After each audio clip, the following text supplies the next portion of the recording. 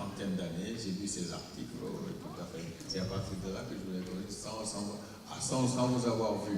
Donc je pense que vous êtes la personne bien placée pour nous parler de la prise en charge des hypercholestérolémies sévères.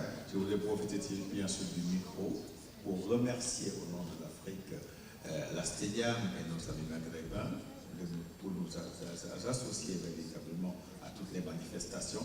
Et je crois que le trait d'union est tout à fait bien fait entre l'Afrique et l'Europe à travers le Maghreb en ce moment sur le plan de la diabétologie. Merci encore une fois. Voilà, vous avez la parole. Merci beaucoup donc, pour ces mots d'accueil. Et donc, je voudrais moi aussi remercier la société, la Stediam, et puis mon collègue maghrébin pour cette invitation. C'est toujours un plaisir pour moi de venir en Tunisie. Je suis un peu plus triste d'apprendre que vous lisez mes articles il y a 30 ans, donc ça veut dire que ça ne nous rajeunit pas tous les deux. Mais bon. Donc, je vous parle d'un sujet aujourd'hui donc, qui est l'hypercholestérolémie sévère. Alors, où est-ce que je passe les diapositives ici hein, voilà. Et donc, quand on parle d'hypercholestérolémie sévère, évidemment, tout de suite, on évoque avant tout les formes familiales, donc l'hypercholestérolémie familiale. Même si on s'aperçoit que quand on intervient auprès de collègues, les patients encore plus, mais même auprès de nos collègues souvent généralistes, il reste toujours une grande confusion entre l'hypercholestérolémie polygénique, celle dont on entend toujours parler, je mange mal, donc j'ai du cholestérol. Celle-là est extrêmement fréquente, hein, c'est à peu près 1 sur 20 dans la population européenne, avec donc généralement un lien avec des variants génétiques, c'est-à-dire de multiples anomalies sur plusieurs gènes mineurs, mais qui finalement, mis bout à bout et dans un environnement défavorable, vont conduire à l'hypercholestérolémie et plutôt donc à l'âge adulte, hein, très souvent. Et qu'on oppose à cette forme familiale, hein, qui est liée à une mutation sur un seul gène. On a essentiellement des formes hétérozygotes, la transmission, c'est dans 50% des cas, c'est quelque chose que les patients entendent ça avec beaucoup d'intérêt et surtout donc ils sont extrêmement surpris. Avec une prévalence qui est forte, finalement. On a vécu pendant très longtemps sur 1 sur 500, mais en fait, l'intérêt aujourd'hui qu'on porte cette maladie montre que finalement, c'est beaucoup plus fréquent que ça, plutôt 1 sur 200, du moins en Europe du Nord, avec surtout une forme hétérozygote. La forme homozygote est exceptionnelle, 1 sur 300 000 ou 1 million, tout dépend à quelle population on s'adresse. Donc, c'est surtout cette forme familiale qu'on va aborder aujourd'hui, forme hétérozygote, et qui est grave. Elle est grave parce que c'est une population, on va voir, qui a un risque vasculaire particulièrement élevé et qu'il ne faut pas louper. Parce que quand on les traite tôt, eh bien, ça se passe plutôt bien. Et surtout, quand on en détecte avec un malade, eh bien, finalement, c'est toute la famille qu'on va pouvoir détecter et soigner de manière efficace. Donc, avec le diagnostic qu'on appelle le cascade screening, on va revenir dessus. Et aujourd'hui, on s'aperçoit, l'exposé précédent nous l'a clairement démontré, que la génétique et le diagnostic moléculaire va vraiment nous aider et surtout va considérablement augmenter la compliance des patients. Alors ces malades sont graves. Là je prends donc cette étude qui a été faite en Hollande, qui a beaucoup travaillé sur le sujet, qui a mis en place il y a beaucoup d'années un registre. On était confronté à un problème relativement important, c'est une maladie qui était chez eux assez fréquente. Et là je vous présente un travail sur des dossiers de patients, donc vous voyez, qui ont été étudiés autour des années 90 à 2010, plus ou moins bien traités, hein, ces patients, plutôt moins que plus. Et vous voyez qu'à 60 ans, ces formes familiales hétérozygotes, la moitié meurt de causes cardiovasculaires. Et qu'au moment du décès, eh bien 93% avaient une maladie cardiovasculaire avérée, hein, donc, et 69% avaient déjà fait un infarctus du myocarde. Donc une atteinte précoce, 60 ans, hein, vasculaire, et extrêmement sévère. Donc clairement, c'est une maladie qu'il faut vraiment prendre en compte. Avec un point aussi relativement intéressant, enfin pas relativement, très intéressant, c'est que si on compare chez la population adulte des sujets à niveau de LDL cholestérol identique, eh bien le fait d'avoir une hypercholestérolémie familiale par rapport au polygénique, à niveau de LDL cholestérol égal, eh bien vous voyez, ce sont les barres rouges, que le risque augmente de manière extrêmement importante. Alors pourquoi ? Eh bien parce que l'exposition à l'excès de LDL est extrêmement longue, puisqu'on l'a depuis la naissance, contrairement aux formes polygéniques, où l'environnement intervient. Et puis même sur un point sur lequel on travaille pas mal aujourd'hui, qui est l'exposition in utero. C'est-à-dire le fait d'avoir une mère qui est hypercholestérolémique, eh bien, on s'aperçoit sur des cohortes, mais surtout sur des études, sur des modèles d'animaux aujourd'hui, qu'on aggrave l'athérome de l'enfant à l'âge adulte. Vous voyez donc il y a toute cette notion d'exposition qui apparaît extrêmement importante. D'autres données qui sont sorties récemment, mais qui là viennent toujours d'Europe du Nord et de Copenhague, c'est l'énorme study, la Copenhagen Study, 70 000 patients, vous voyez. On a fait un diagnostic d'hypercholestérolémie à partir d'un questionnaire que je vais vous présenter tout à l'heure. Eh bien, par rapport au sujet de la population générale, eh bien, on s'aperçoit que les hypercholestérolémies non traitées, vous voyez que leur risque est 13 fois supérieur à la population. 13 fois. C'est absolument énorme. Pour les traités, on est à 10 fois supérieur, mais avec des traitements qui n'étaient pas vraiment adaptés, pas mis au bon moment. Donc, ça explique pourquoi il persiste toujours ce surrisque. La preuve de l'intérêt d'intervention précoce, eh bien, c'est toujours nos collègues hollandais qui nous l'ont apporté, mais il y a également une étude espagnole là-dessus qui montre exactement la même chose. C'est-à-dire quand on va intervenir très tôt, et là, ce sont des sujets qui ont été traités pratiquement donc, à l'adolescence et voire certains à l'enfance, qui sont ici en bleu, par rapport à ceux qui n'ont pas reçu de traitement en rouge, eh bien, vous voyez qu'au bout de 10 ans, le nombre d'événements, déjà à l'adulte jeune, est très important pour les sujets qui n'ont pas été traités, et que ceux qui ont reçu le traitement ont exactement le même risque que celui de la population générale. Donc, le traitement est efficace, surtout s'il est appliqué tôt, et je dirais la preuve encore plus forte, presque formelle qu'on a aujourd'hui, ce sont ces études publiées donc, par Firenze aux États-Unis, qui sont donc des études de randomisation mendélienne. Alors, en gros, c'est quoi ça? Eh bien, on va chercher des variants donc, qui font diminuer ou augmenter le LDL cholestérol de manière relativement mineure, mais quand on va les cumuler tous, eh bien, on va pouvoir avoir une sorte d'effet génétique, quelque part, de réduction-augmentation, exactement comme on pourrait avoir avec un traitement hypolipémiant. Et donc, ce qu'a fait M. Firenze, c'est qu'il a pris des grandes cohortes, il a regardé quel était l'effet de réduction du LDL cholestérol, donc c'est à droite pour vous, de 1 millimole par litre, 0,40 g par litre, versus une réduction beaucoup plus faible, donc 0,12 millimole par litre. Il a comparé l'effet génétique lié aux variants par rapport à ce qu'on observe avec les traitements, les interventions thérapeutiques. Donc, intervention thérapeutique, c'est en rouge, et les effets génétiques des variants, c'est en bleu. Et bien, ce qu'on voit, c'est que pour une même réduction du LDL cholestérol, eh bien, vous voyez que l'effet génétique est nettement plus important et qui s'explique très bien puisqu'on a diminué en quelque sorte sur la durée, sur le temps, par rapport à l'intervention thérapeutique qui est beaucoup plus limitée. Donc voilà encore une preuve très forte qu'il faut intervenir tôt et fort. Alors pour intervenir, il faut un diagnostic. Et là aujourd'hui, on a deux approches pour identifier une hypercholestérolémie familiale. C'est l'approche clinique et biologique, celle qu'on a utilisée pendant des années, que je pense utiliser encore beaucoup, et on est très aidé pour ça avec l'utilisation d'une grille de score, et pratiquement tout le monde utilise la Dutch Lipid Clinic Score que l'OMS préconise. Les Anglais, vous savez, les Brexiteurs font un peu autre chose, ils utilisent une autre grille qui s'appelle Simon Brown, mais que personne n'utilise vraiment. Et puis surtout aujourd'hui, si on peut, on a le diagnostic génétique qui permet de confirmer, d'affirmer le diagnostic, et qui va beaucoup nous aider, surtout pour convaincre l'ensemble de la famille d'adhérer à la prise en charge. Alors, les critères diagnostiques de la Dutch Lipid Clinic, vous voyez qu'il y a 5 groupes d'éléments. D'abord, les antécédents familiaux, donc simplement les parents de premier degré, avec le niveau de LDL cholestérol qui sont donnés, ou la présence de xanthome tendineux, qui sont pathognomoniques d'une hypercholestérolémie familiale.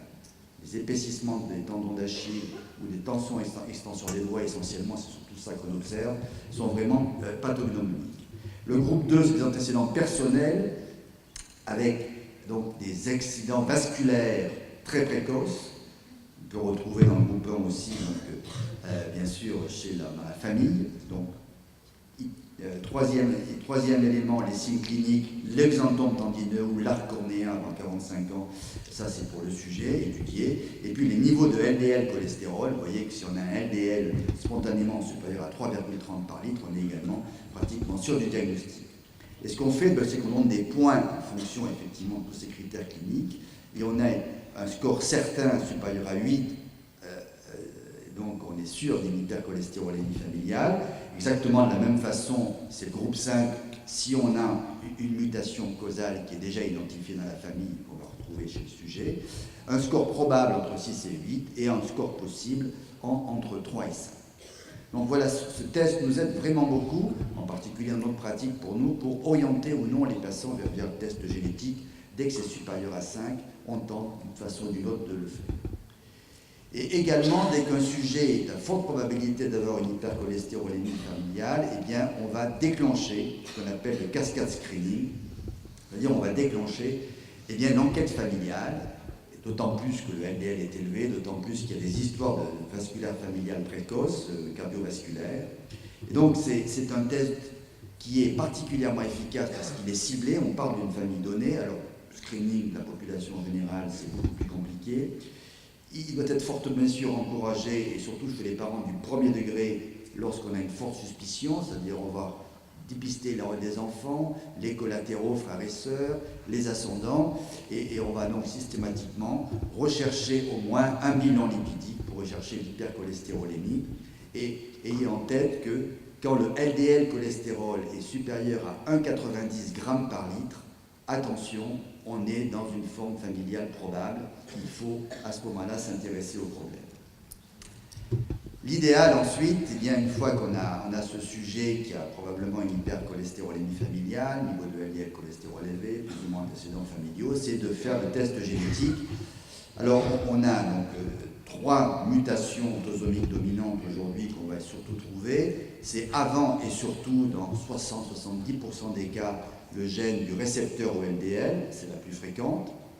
On va avoir des mutations ensuite qui vont porter sur le gène de l'apolipoprotéine B, c'est le ligand des récepteurs des LDL, c'est la POP3500, alors qu'on a pratiquement 500 à 800 mutations connues sur le LDL récepteur. Et puis une troisième type de mutation, la 5% à peu près, comme pour même fréquence que la polypoprotéine B, qui porte sur une protéine qu'on a récemment identifiée, on en a déjà beaucoup parlé, c'est PCSK9. PCSK9, c'est une protéine circulante et qui vient se fixer sur le LDL récepteur et qui augmente et qui accrue sa dégradation. Donc on diminue le nombre de récepteurs et par là même on augmente comme ça le LDL circulant. Et en particulier quand on a des mutations gain de fonction de PCSK9, du gène PCSK9, eh bien on va avoir une hypercholestérolémie familiale. À l'inverse, comme vous le savez, perte de fonction, on a du taux de LDL cholestérol très bas, et ce qui a été à l'origine d'un médicament dont on va parler tout à l'heure, donc les anticorps anti-PCSK9. À noter quand même une forme autosomique récessive qui touche une protéine qui est la protéine ARP. Bon, j'en parle à peine, c'est mineur. On va en toucher un mot tout à l'heure parce que peut-être ça pourrait expliquer des variations d'efficacité de traitement. Retenez quand même, au bout de l'histoire, c'est que essentiellement des mutations LDR, ApoB, PCSK9, surtout le LDL récepteur, mais que dans 20% des cas, même sur des formes familiales caricaturales, on n'a pas de gène. On ne l'a pas encore identifié, et ça c'est tout un objet de recherche aujourd'hui. Qu'en est-il chez vous? Au Maghreb, et en particulier dans les pays arabes, j'ai trouvé une publication assez récente, puisqu'elle date de 2018, où il y a eu un inventaire qui a été fait. Et bien, en fait, d'abord, il y a moins de mutations que ce qu'on peut trouver en Europe pour l'instant, moins sur ce qui a été rapporté, puisqu'on a à peu près une quarantaine de mutations et qui portent essentiellement sur le gène du récepteur des LDL. Donc ça, c'est un point intéressant, parce qu'en termes de screening, si vous avez moins de gènes à screener, parce que finalement c'est une sélection qui s'est faite dans ce sens-là, et bien surtout, ça coûte beaucoup moins cher, puisqu'actuellement une analyse génétique en France, c'est à peu près 500 €, mais si on cible sur une quantité de gènes moins importante, c'est plus les généticiens mettent au point, on peut imaginer que ça pourrait coûter, c'est ce que me dit mon ami Frogel, environ 50 €. Donc on change complètement l'échelle. Bon.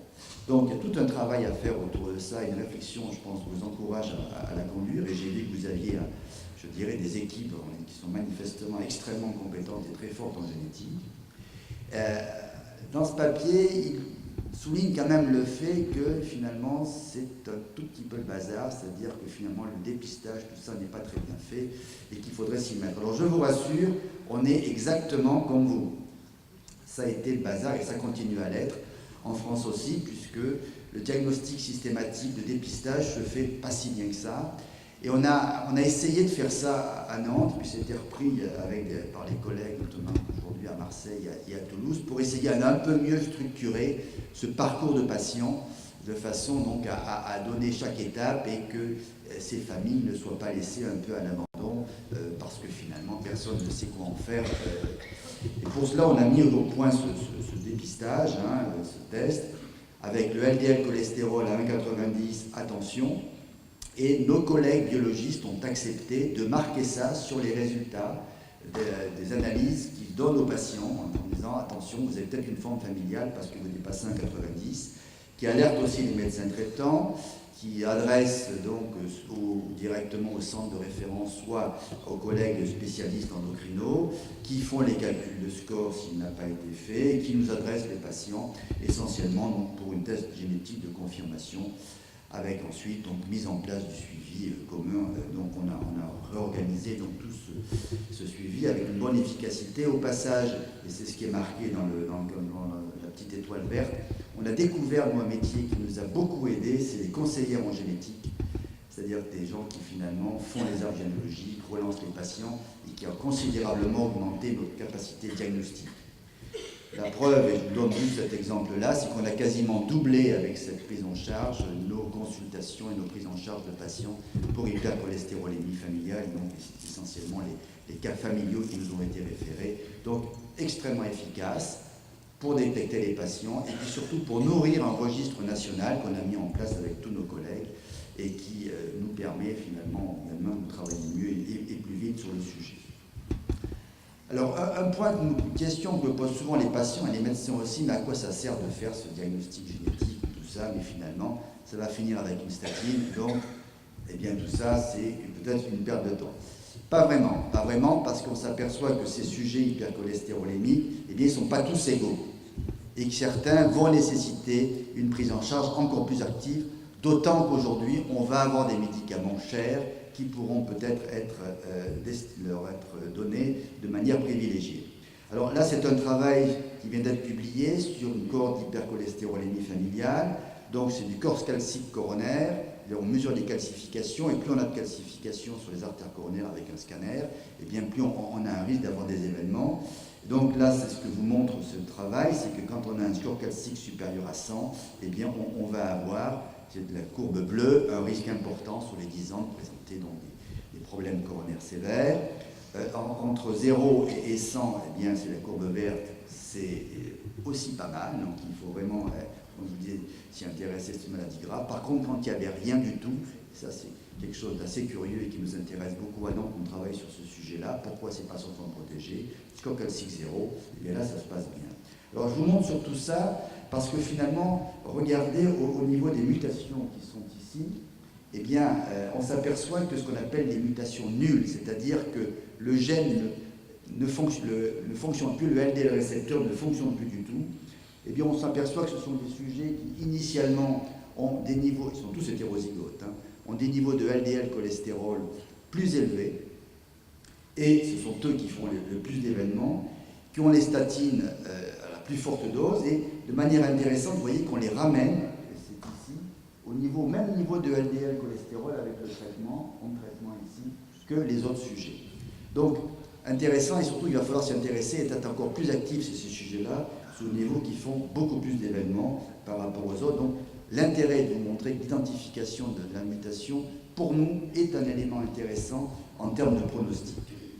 Donc, autour de cette idée-là, eh bien, des experts se sont réunis pour dire, mais finalement, parmi ces FH, quels sont ceux qui sont le plus à risque, notamment si on n'a pas toujours accès aux tests génétiques. Alors, les critères de sévérité sont donnés ici, c'est-à-dire quand vous avez un LDL cholestérol supérieur à 4 grammes par litre, par exemple, vous voyez, ou supérieur à 3 grammes par litre, mais en ajoutant des facteurs de risque, 1 ou 2 facteurs de risque, vous êtes en dessus de LDL de 1,90.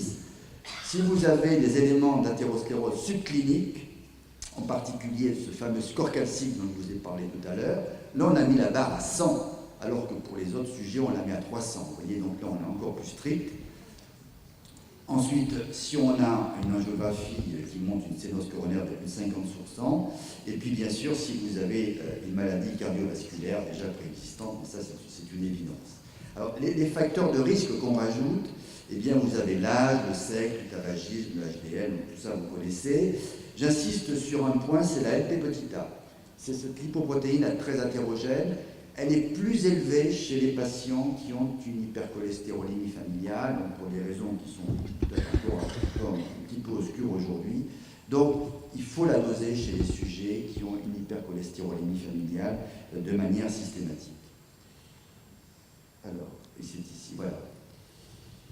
Et à partir de ça, on va définir donc, nos objectifs de traitement, donc détecter les sujets à très haut risque.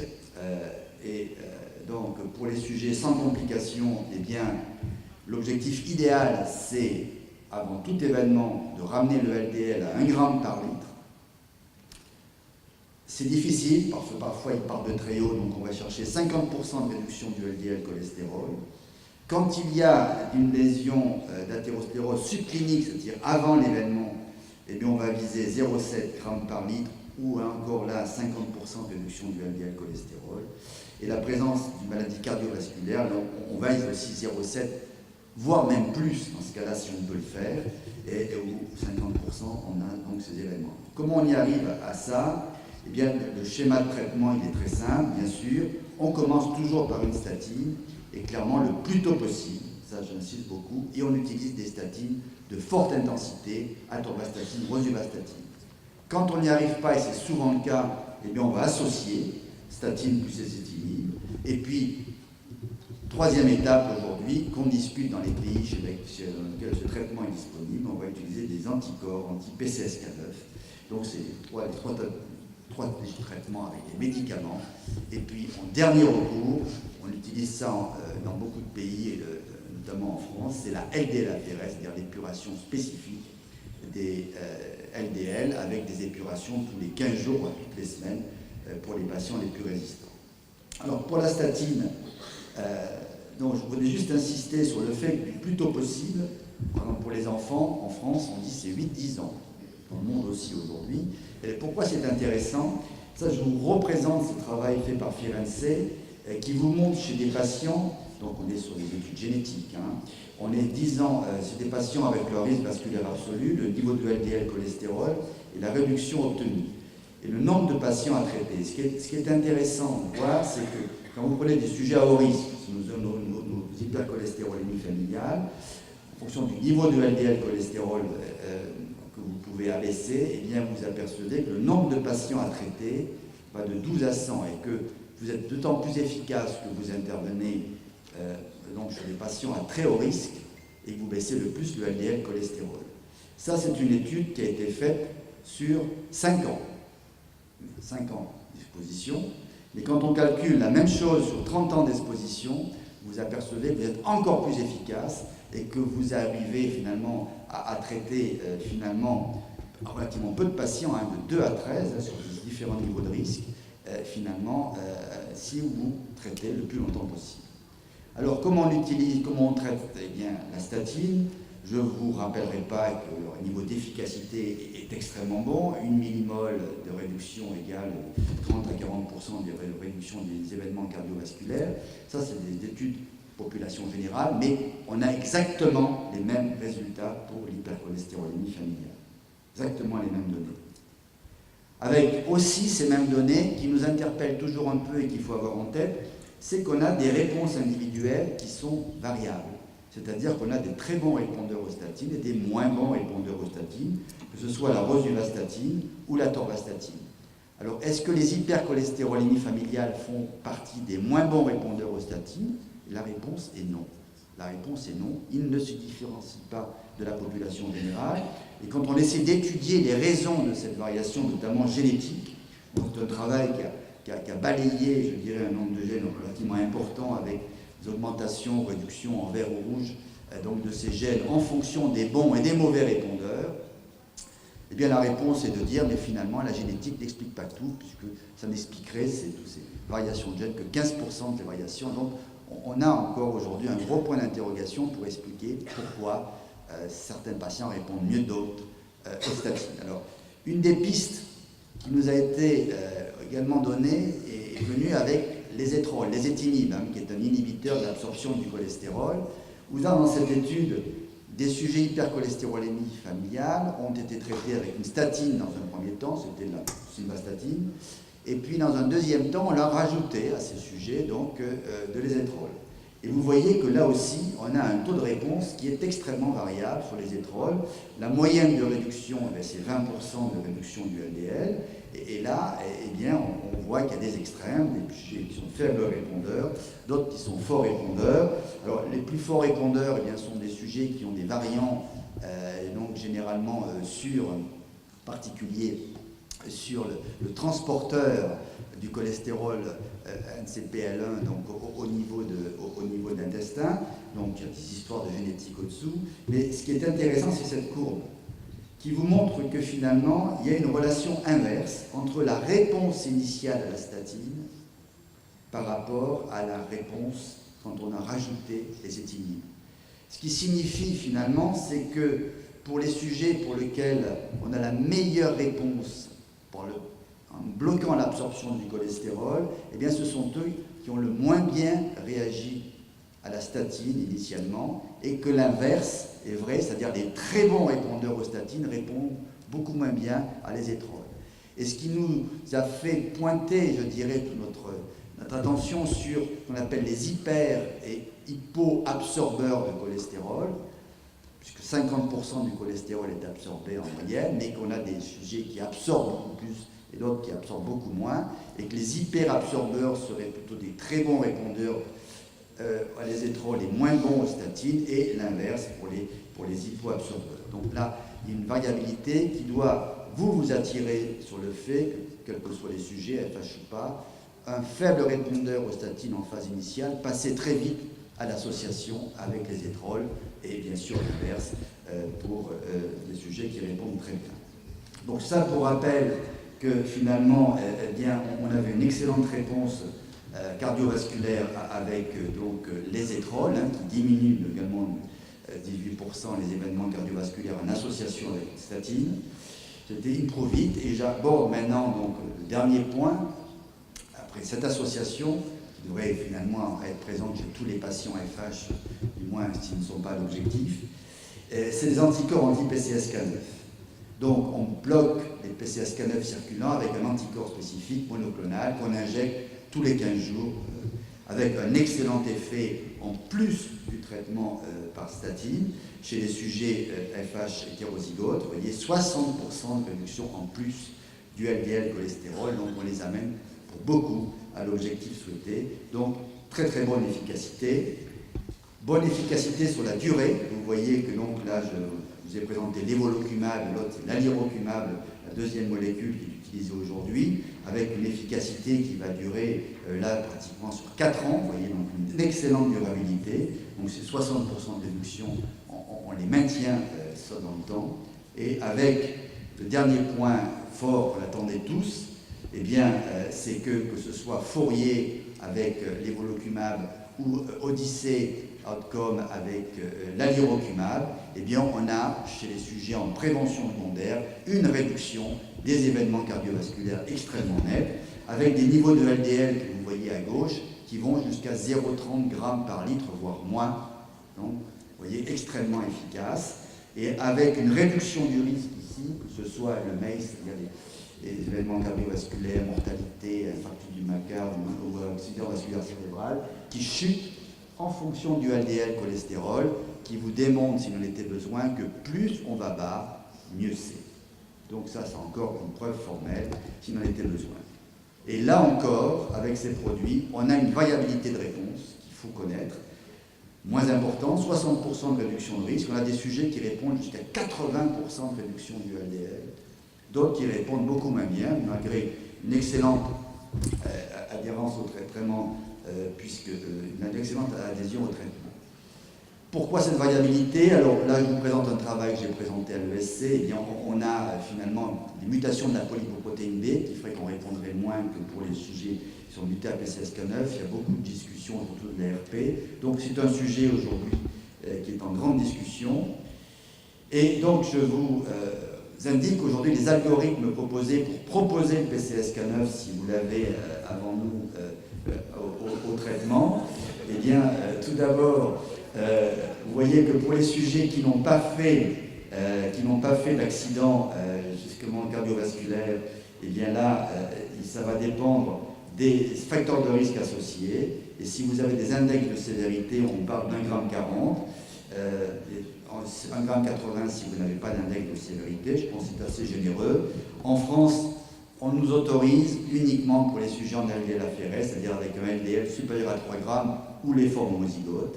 Et en prévention secondaire, eh bien, vous voyez qu'on est à 1 g par litre pour la recommandation européenne avec le traitement oral maximum. Et en France, c'est pour 2 g par litre. Alors pour conclure, eh bien, je voudrais vous rappeler beaucoup de choses que vous devez savoir, mais je veux juste vous rappeler les 5, je pense, les 5 plus du LDL cholestérol. Plus c'est haut, plus c'est grave. Ça, je pense, pour les FH, c'est absolument clair. Plus on tombe de haut, mieux c'est, c'est-à-dire plus on va bas, et bien plus c'est efficace. On a beaucoup d'outils aujourd'hui pour l'atteindre. On a beaucoup de preuves d'efficacité. Je pense qu'on a peu de molécules qui permettent de faire des traitements qui ont un tel niveau de preuve en termes de réduction du risque cardiovasculaire. Et puis le point d'intérêt qui vient aujourd'hui pour nous, parce que finalement le LDL, on sait le baisser très bas, c'est surtout la variabilité interindividuelle qui va certainement nous occuper dans ces prochaines années. Je vous remercie.